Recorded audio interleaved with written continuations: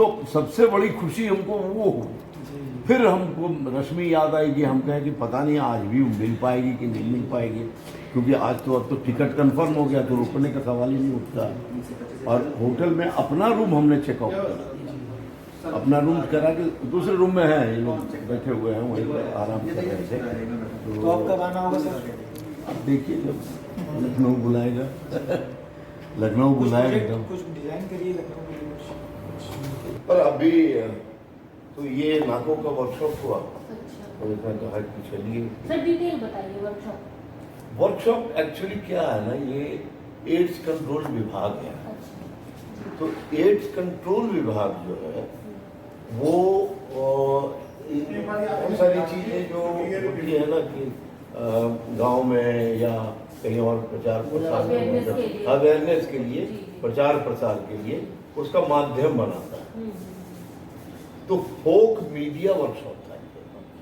फोक media के मतलब जो हम अवेयरनेस स्प्रेड करेंगे तो हम उसको फिक्शन के माध्यम से उसके मीडियम से। हाँ, तो वो क्या है ना कि ये इन लोगों का काम क्या है कि देखिए ना, बहुत सारे लोग जो है ना जो माइग्रेट होते हैं, माइग्रेशन और ट्रकर्स, ट्रक के माध्यम से बाहर जाते हैं।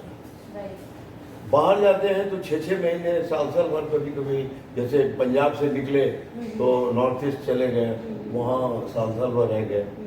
तो उनको उनकी ज़रूरतें होती हैं, और तो उस ज़रूरतों को पूरा करने के लिए कभी किसी ढाबे में चले गए, वहाँ कुछ गलत काम कर लिया, उसके कारण उनको जो बीमारियाँ निकल के आ जाती हैं तो उसको HIV वायरस बोलते हैं। HIV वायरस हो जाता है तो वो बीमारी जो है ना वो स्प्रेड करता है।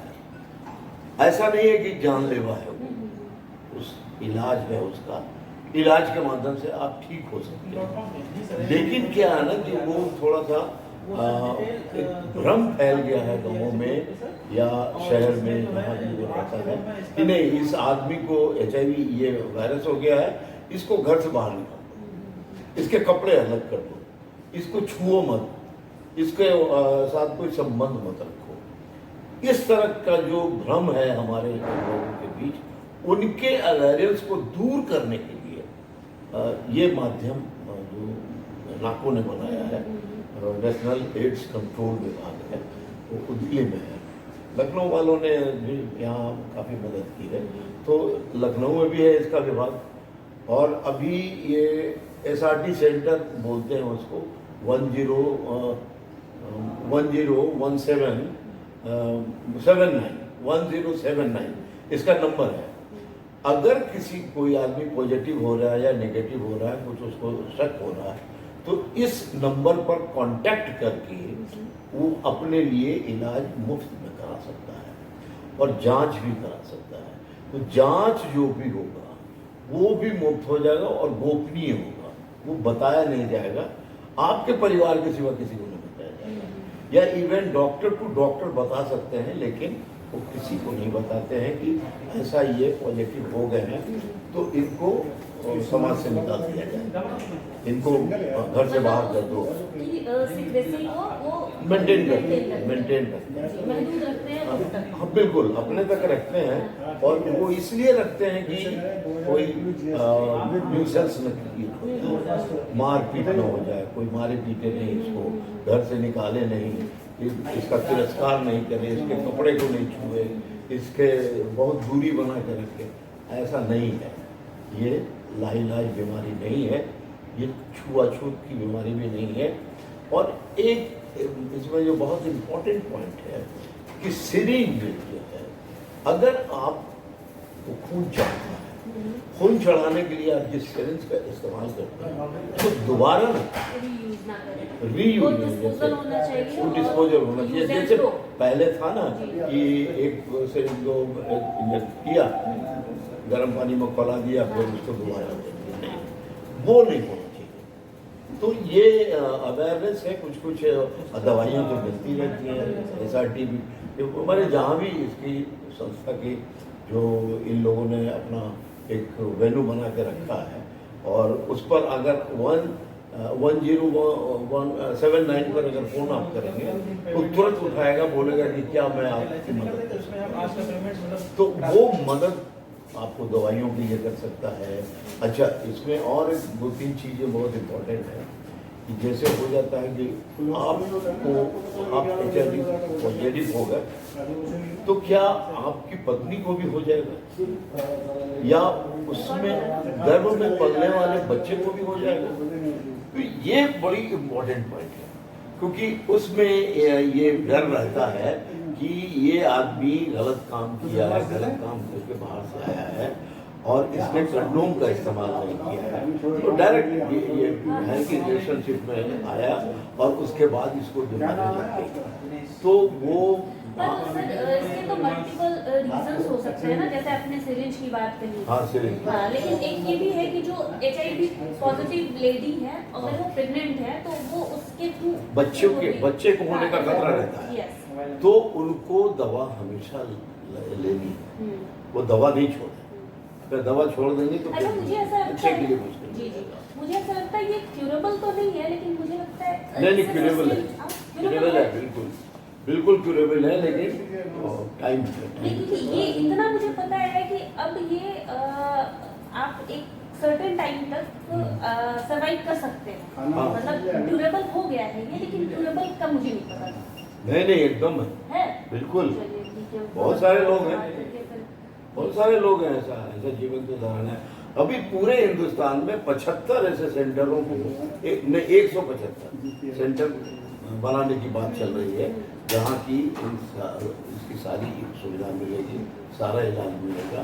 इवन आपको कोर्ट का भी प्रोविजन है, अगर आपको बेदखल कर दिया जाता है, आपकी ज़मीन से बेदखल कर दिया जाता है, आपको घर से निकाल दिया जाता है, तो आप कोर्ट में जा सकते हैं और कोर्ट में जाके आप इसकी तहकीकात कर सकते हो, रिपोर्ट कर सकते हो और वो अपना इंट्रोगेट करके फिर इस मामले को सुलझाएंगे। ये तो बहुत अच्छी जानकारी मिली है भाई, मुझे पर्सनली मिली। मेरी अवेयरनेस है कि इतनी नहीं थी कि मैं नहीं ठीक है, ठीक हो जाता है, हाँ। ठीक हो जाता है, ऐसा नहीं है तो देखिए कितना फायदा हुआ आप लोगों को मुझसे जुड़ के, कि मेरे साथ तो मैं इनको भीष्म पितामह बोलती हूँ। ये हमारे थिएटर ग्रुप के भीष्म पितामह है, पटना के इनफैक्ट, कि इससे पुराना मैंने नहीं देखा सर। पुराना ये जो सफेदी है ये तजुर्बे से आई है। ये धूप में सफेदी नहीं आई। नहीं धूप की नहीं है। अब तो मैं 75 का होने जा रहा हूँ, नवंबर 15 को हो जाऊंगा, तो 15 साल तो मेरे रिटायरमेंट के भी हो रहे हैं आकाशवाणी के। जी। तो ऐसा थोड़ा है कि ये धूप में हम लोग सुखा दिए हैं कि सफेद लेके चलो, इससे ऐसा कुछ नहीं।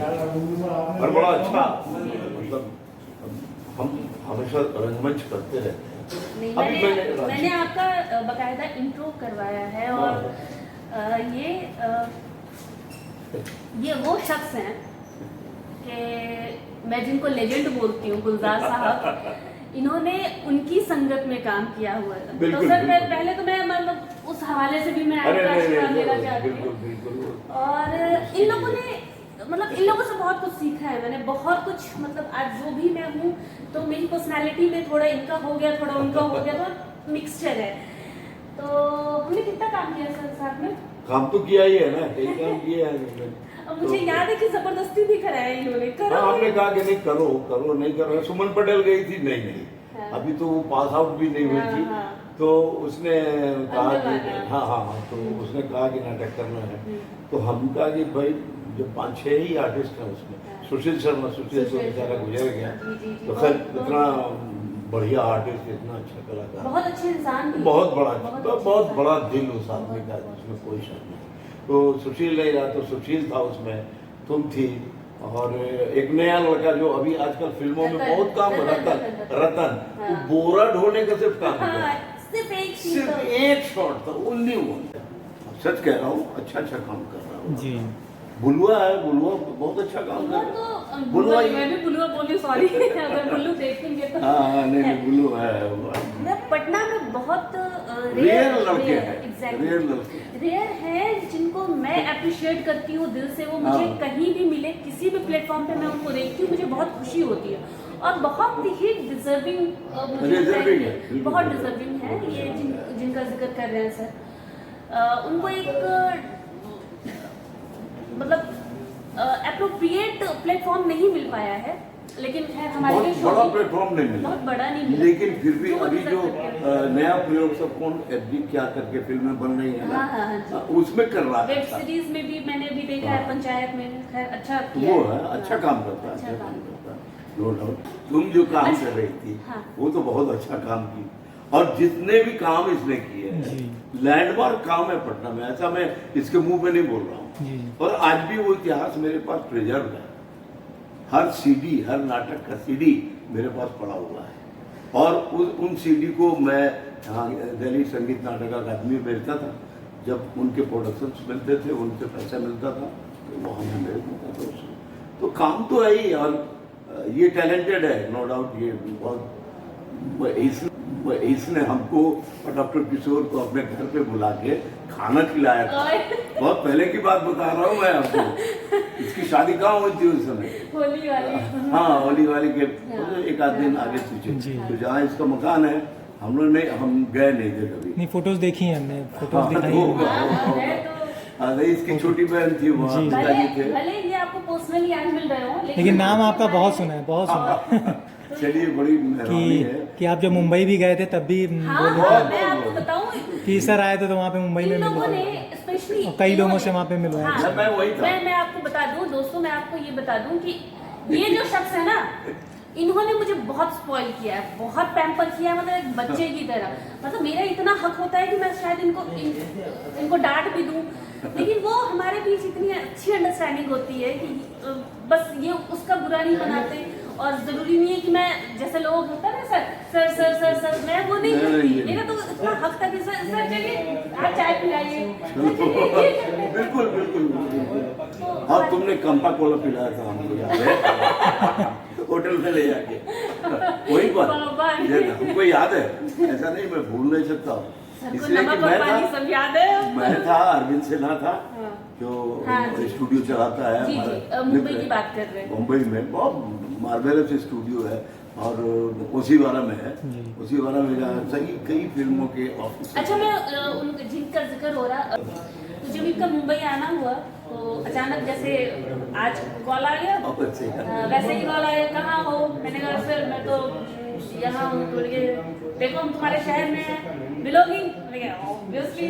फिर मैं और मेरी एक रूममेट थी, मेरी हाँ, फ्रेंड तो थी, वो फिर हम आई थी। दोनों गए, और फिर इनके थ्रू उनसे मुलाकात हुई, वो भी बहुत अरविंद से। हाँ, वो भी बहुत अच्छे और गुणगान। अरे ब्यूटीफुल फोटोग्राफ, पूरे महाभारत की जितने स्टिल फोटोग्राफ वो उसने ही किए, सारा स्टिल फोटोग्राफ। तो बहुत अच्छा काम करता है, और अभी भी स्टूडियो में बैठता है उसी वक्त।